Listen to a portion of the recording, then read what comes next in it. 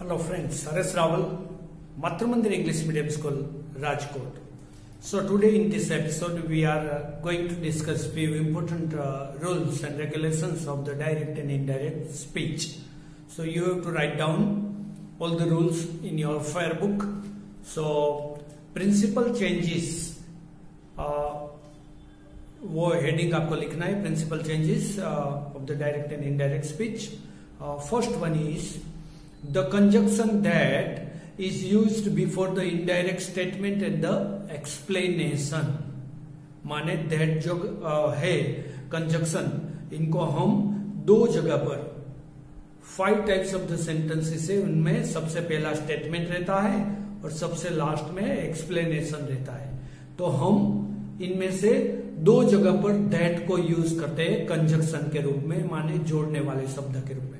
सबसे पहला स्टेटमेंट रहता है और सबसे पांचवा लास्ट में वो है एक्सप्लेनेशन, माने ये first and the fifth one, वहां पर हम दैट को लगाते हैं. क्लियर?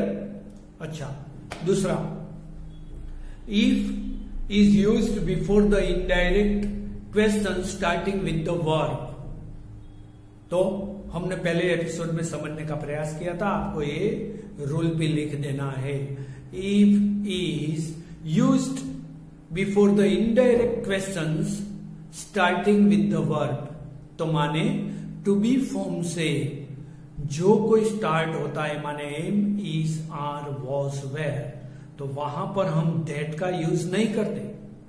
वहां पर हम if को लगाना है या तो whether को लगाना है. if या whether that के रूप में ही लेना है, मगर that को रिप्लेस करना है, उसकी जगह if या whether को लेना है.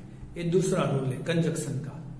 तीसरा rule, WH word is used before the indirect questions.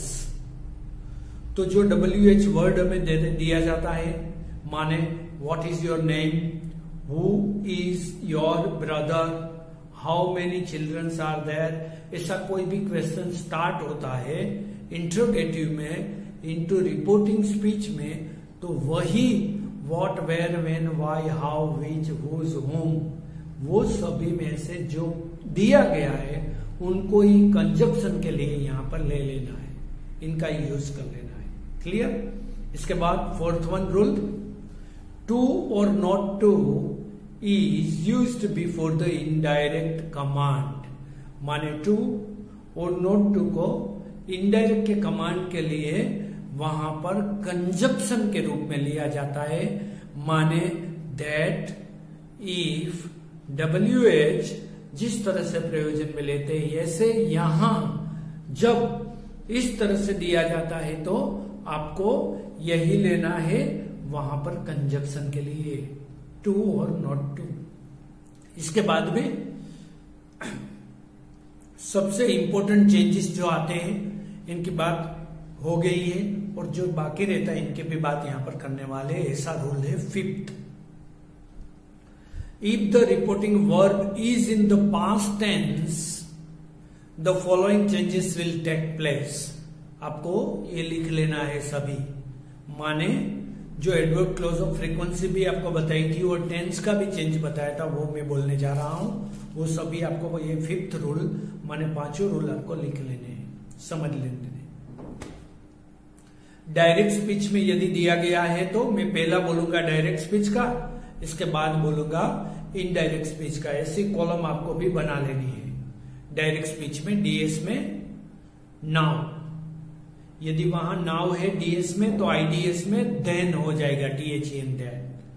Here, there, this, that, these, those, thus, so, today, that day, yesterday, the day before, tomorrow, the next day, last night, the night before, ago, before. ये हुआ जो time के बारे में बताते हुए शब्द है, एडवर्ब क्लॉज ऑफ फ्रीक्वेंसी जिसको कहते हैं. इनको यदि इस तरह से दिया गया है तो किस तरह से चेंज करना है ये आपको लिख लेना है, जैसे मैंने बताया। अब टेंस के बारे में रिफर कर लेते हैं इस एपिसोड के अंदर। यदि रिपोर्टिंग स्पीच के अंदर कोई भी टेंस आता है तो इसको किस तरह से चेंज किया जाता है। यदि रिपोर्टिंग वर्ब पास्ट टेंस में है तो सिंपल प्रेजेंट टेंस आता है तो इनका सिंपल पास्ट हो जाता है। प्रेजेंट कंटिन्यूअस आता है तो इनका पास्ट कंटिन्यूअस हो जाता है।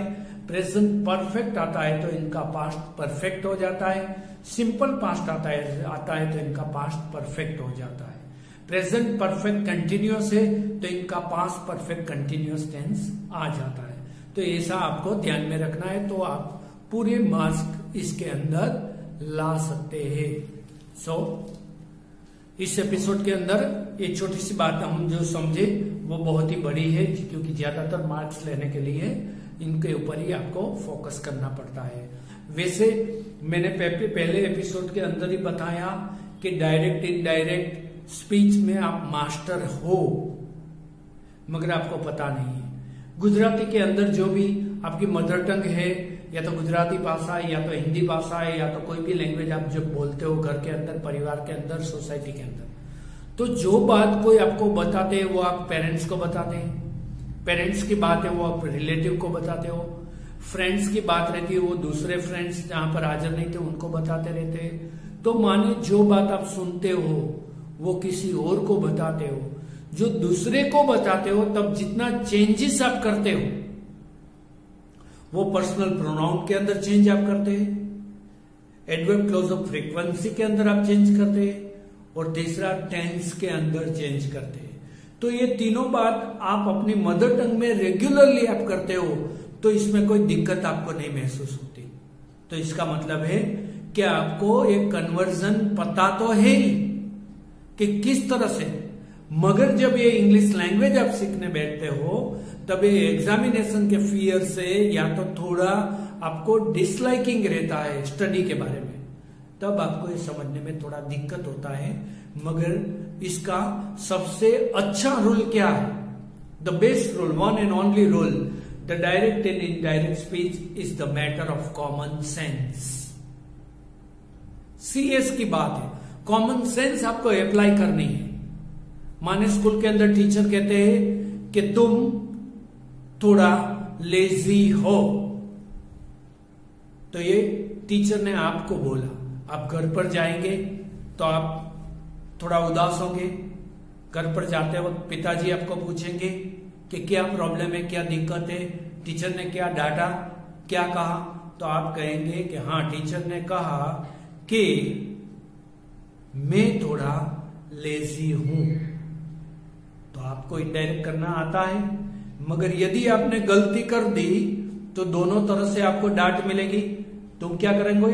यदि आपको इनडायरेक्ट नहीं आता है तो आप घर पर जाकर कहेंगे कि हाँ टीचर ने बोला कि तुम थोड़ा लेजी हो। माने आप पेरेंट्स को बोलेंगे तुम लेजी हो। हमने कोई किसको कहा?